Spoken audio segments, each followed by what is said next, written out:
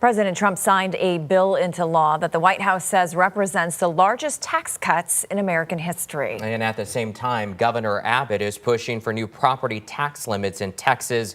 But can those promises actually add up? Jeremy Baker reports.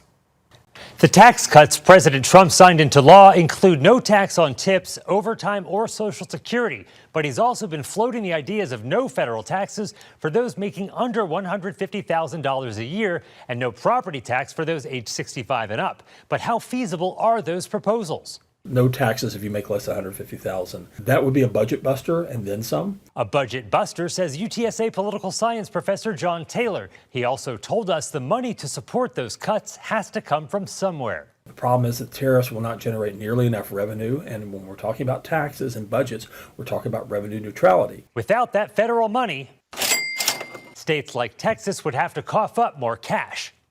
When it comes to cutting or eliminating property taxes for some, Texas Governor Greg Abbott has his own proposal, too. I'm committed to getting this done, and I'm putting my name on it. In a recent campaign event in Fort Worth, the Texas Tribune notes he said, every single year, you, my constituents, keep saying our property taxes are too high. We have to do more to lower them.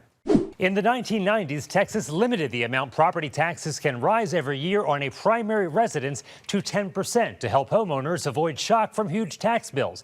Governor Abbott wants to lower that limit to a rise of just 3% annually, but not just for the primary home, but also the owners of certain businesses so they can better predict their yearly tax bill.